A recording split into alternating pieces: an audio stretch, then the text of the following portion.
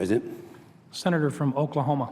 Mr. President, it's my understanding that the senator from Indiana, Senator Coates, is going to come down and is going to be wanting to get some time, and I'm very flexible today, so I just want to visit about the bill. We have so many parts of this, and I think the people have really not had a chance to, they've had a chance, but a lot of the members have not really gotten into the bill and see how far it goes and what it does. And this is the sixth one of these that I've had since I've been in the United States Senate, or House and the Senate. We actually had one in the House first. And this one I think is really good. People forget that the last big bill that we had was 2005, and it was a 5-year bill, very similar to what we have today. There are things that took place that were in that bill that are now complete, projects that are complete. In my state of Oklahoma, we had a bridge in terrible condition in Oklahoma City. In fact, we had a terrible accident. A lady and her 3 small children were driving under the bridge, a concrete drop, and killed her. This is happening. I did a talk yesterday on all the bridges and the problems that exist around this country with all of our deficient bridges. And so it is serious. Now, since 2009, we have not had a long-term bill. This is it. We've been operating on short-term extensions. There have been a total of 33 short-term extensions. And on short-term extensions, you can't get anything done. You can't have any of the reforms. Right now, we have in this bill reforms to the NEPA system, the environmental system. We are giving latitude for road construction in terms of endangered species. So there might be some little critter down there 6 feet down that we don't want to disturb, I guess. Some people don't think we died. Well, anyway, we're making exceptions. And so we're going to be able to really get this thing going. And this is the first time since 2009 that we're doing it the right way. Well, yesterday, there are some provisions that what we've tried to do is kind of take them one at a time.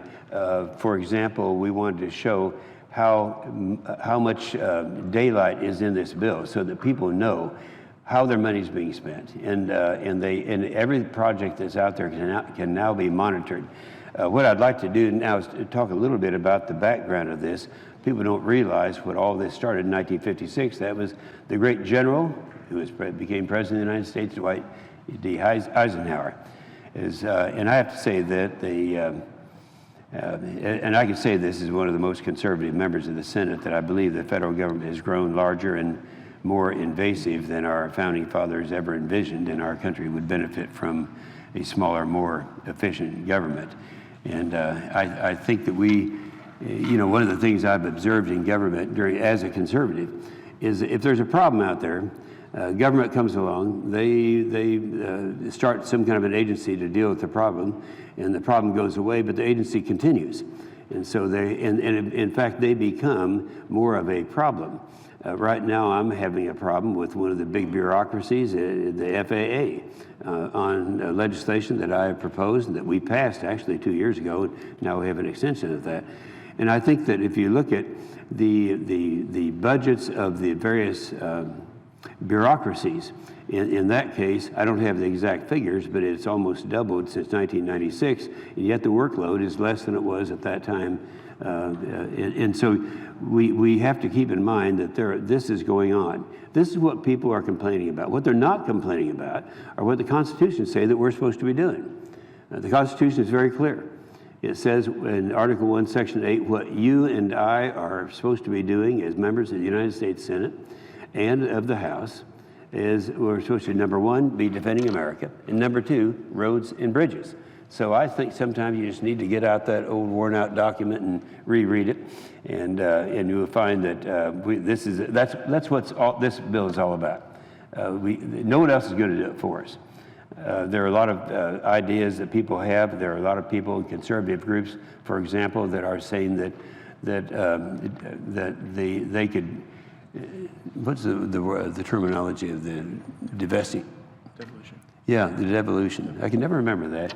Devolution is something that sounds good. And I would tell the presiding officer something that all of his infinite wisdom he doesn't know. And that is that 20 years ago, I was the father of devolution. I was the one. It's more fun to stand on the stump and say, you know, all we have to do is do away with all the federal gas taxes and then move them to the states and let the states take care of all of these. Well, I'd suggest some people in states like South Dakota, there's a lot of land up there, not a whole lot of people. And so that just wouldn't work. Here's the problem with that issue. In order to make devolution work, and again, I was the guy that it was beautiful on the stump. It's fun to talk about until I found out it was wrong. And that is that you have to, first of all, it's easy to repeal all the federal taxes, but then you have to assume that all 48 states will agree to pass a tax increase. And that ain't going to happen. I think we all know that. So all these things are, but I want to mention something that I think is important, and that is kind of go back and give the history of these things. There are two areas where I believe the federal government's got to be involved. As I mentioned, that's very consistent with the Constitution. Now, this is both a conservative and a constitutional understanding of the role of the federal government. President Eisenhower's Federal Aid Act of 1956 authorized construction of 41,000-mile national system of interstate and defense highways. Now, this chart shows what that was. Is the blue the original? Okay, the blue is the original, and then the red is what came along later, which is the national highway system. So you have the interstate system and the national highway system. The blue is the interstate system. It's 41,000 miles. And this was actually a map of Eisenhower's interstate system back in 1956. In order to finance this massive undertaking and to fund the remainder of the federal aid highway program, the Highway Revenue Act of 1956 created the Highway Trust Fund. Now, that's what we've been talking about for a long period of time now. And it provided that revenues from certain highway user groups be credited to the Highway Trust Fund. Now, what's interesting about this is I can remember when the biggest problem with the Highway Trust Fund was it had too big a surplus. It was a huge thing, and so the administrations, I remember the Clinton administration came and they tried to take $12 billion out of the Highway Trust Fund for another program, and they were successful, and it took me 3 years to get it back. But that's because it was a target that had a lot of money in it. Well, the dedicated funding mechanism provided certainty for the federal highway program. The 13-year authorization of the Highway Revenue Act gave the states the necessary certainty to plan and construct highway projects. Now, since 1956, Congress has regularly reauthorized the federal aid highway program. Eisenhower's Highway Act of 1956 was implemented to solve many problems we are experiencing now as our infrastructure deteriorates. You got to keep in mind that it was all built on a 50-year basis, that it would last 50 years. Well, that was about 70 years ago, so it's beyond its maintenance period now, and that's why it's so critical today. The act originally in '56 was implemented to solve the problems that we're experiencing now as our infrastructure deteriorates. Most notably, the billions of dollars wasted in detours and traffic jams and the inefficiency in transport of goods. Not only did Eisenhower understand the true constitutional order as intended by the framers, but he demonstrated the terms and conditions of the Constitution in the implemented Federal Highway Act of 1956. The original principles of the Constitution and the federal-state relationship exist to ensure liberty while maintaining security. You got to keep in mind that Eisenhower, yes, he was president, but first he was the general. He was the star. He knows more about military, and his concern was, originally, it really wasn't the economy as much as it was the military. You know, this is right following World War II, And he is anticipating something else could happen. So he wanted to make sure that we could move our goods and services around for defense, military defense purposes. Now, the principles are made operational via the Interstate Highway Act of 1956. Now, this chart is a statement of purpose by the president. He said the obsolescence of the nation's highway presents an appalling problem of waste, danger, and death.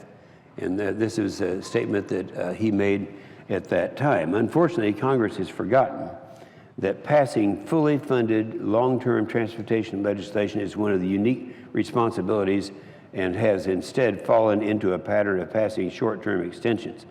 Now, I've already talked about how many extensions have been passed since 2009, 33 of them. In those extensions, you don't get any of the reforms. You don't have any of the opportunities to build roads cheaper and repair the bridges much cheaper. And now we can do that.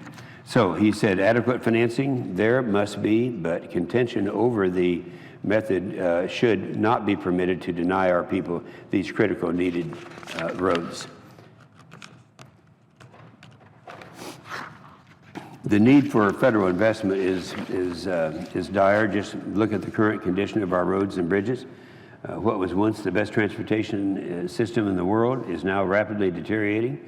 While we struggle to maintain the existing condition of our infrastructure, our global competitors are outpacing us in their infrastructure investment. I think we have another chart on that. 19, I think it is. The interstate is just as much about defense as it is interstate commerce. The obsolescence of the nation's highways presents an appalling problem of waste, danger, and death. This is what the president said at that time. And he was right. The condition of our roads currently has impacted the quality of life for all Americans. 54% of America's major roads are rated poor or mediocre, according to the U.S. Department of Transportation. This has become a matter of life and death. 32,700 Americans died in traffic crashes in 2013, with 1 of 3 fatalities related to poor road conditions, according to the Federal Highway Administration. We all remember back in 2007 up in Minnesota, it got a lot of attention up there at that time that they had the bridge collapse, the people who died, the people that were injured, and it's something that really could have been avoided. If we had kept up to date on all of our bridges. As I said yesterday, we talked about all of the bridges that we have, not all of them, just some of the ones that are used more than any others. Here, this shows the structurally deficient bridges. The darker the color, the worse the bridges. Now, there's my state of Oklahoma. You can see the entire northeast quarter of the state is got a lot of the deficient bridges. I was talking to the senator from Missouri, Senator Blunt, yesterday, and he talked about in Missouri, the problems we have in Missouri and in Oklahoma are there are a lot of small bridges, so we are addressing that, but also the very large bridges that are causing unnecessary deaths. Our national interstate system needs to be completely reconstructed. Right now, the 47,000, this is critical here, the 47,000 mile interstate system is about 60 years old, and many of the first segments, including segments in Oklahoma and Missouri and Kentucky, are now well beyond their 50-year design life. And when Eisenhower successfully passed the Federal Aid Highway Act of 1956, both the House and Senate were controlled by Democrats. While he was a Republican, the measure was met with widespread bipartisan support. You know, there's no such thing as a Republican bridge or a Democrat road. You know, this is something that should be blind to partisan politics. But nonetheless, he was very active, and he considered that one of his top priorities.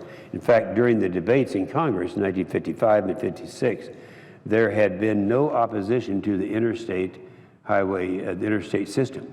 The DRIVE Act, and that's what we're going to be voting on. We've already voted a motion to proceed to it, so we've crossed that bridge, and we're now going to be considering amendments. The DRIVE Act is a long-term investment vision with new reforms that will provide states with certainty and flexibility needed to revamp our national highway system.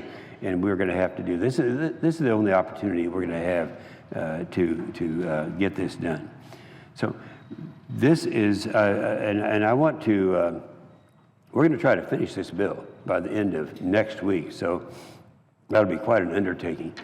And I would invite and hope that all of our members will bring their amendments down. We will be considering amendments, and we can't consider them unless they come down. What I don't want to happen is to be standing here begging for amendments to come down, and then 2 weeks from now, right before it comes time to find that we have to pass a procedure not to allow amendments. And we don't want that to happen. So we're saying, you know, get your amendments down here early. We know there are some of them, and there's been a lot of publicity on this, that are not germane.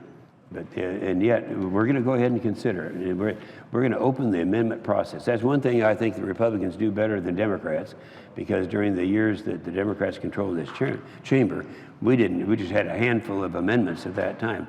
We passed the record, that 8-year record, in the first month by encouraging people to bring down amendments. So I'm asking the Democrats and the Republican senators to do that.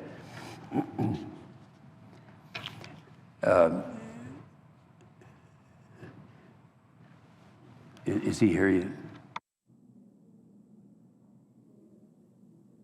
Okay, anyway, this is going to be the most significant bill. Now that we have passed the defense authorization bill, that's not all behind us yet. We're still meeting on that. In fact, we had a meeting this morning.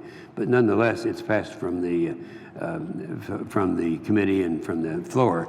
But we have not, and so now the most important thing that's left for the rest of the year is this bill that we're talking about now. There's going to be a lot of legislation that's going to be introduced. We in my committee, the Environment and Public Works Committee, a lot of people think of that, and I know that the chair is an active member of that committee. It's not just public works. It's not just roads and highways and bridges. The other part of it, in the Environment and Public Works, includes all of the overregulation. Right now, if you go back to your states, and I don't care what state it is, and you talk to people on the street who are in business, they'll tell you the greatest problem we're having right now is the overregulation of the EPA. The Environmental Protection Agency is passing regulations right now. I mean, look at the cap and trade legislation that would constitute the greatest tax increase in history, and yet they tried to pass it as legislation. Now they're trying to do it as regulations. The waters of the United States. That's an issue. If you talk to your farmers, and I don't care if it's in South Dakota, Oklahoma, Missouri, any of the rest of the country, and you say, what's the biggest problem facing right now? It's nothing that is found in the Farm Bill. It is it's overregulation by the EPA, and they'll single out the waters of the United States bill or rule that they're trying to put through. I recall so vividly just a few years ago when the two members authored bills to take the word navigable out. So I'm sure that there are some who have forgotten the fact that the regulation of water in the United States has always been the states, and except for navigable water. Now, I understand that. Even being a conservative, I understand the federal government needs to be regulating those. So what the liberals tried to do is take the word navigable out so that the states would have no say in the regulation that is out there. So not only did we defeat the legislation, but both Senator Feingold and Congressman Oberstar, who were the sponsors of the bill, both of them were defeated in the next election too. So we have all these things. We have endangered species, all a part of this committee. So it's the overregulation that is really consuming most of our time. This is the area where everyone agrees. Now, I was listening to our friend from I can't remember who was talking about that now, but you know, you have to keep in mind, this bill passed, our bipartisan bill, unanimously, not one vote against it. Now, I'm prepared to yield the floor because I understand that the senator from Indiana is here, and so I'll yield the floor.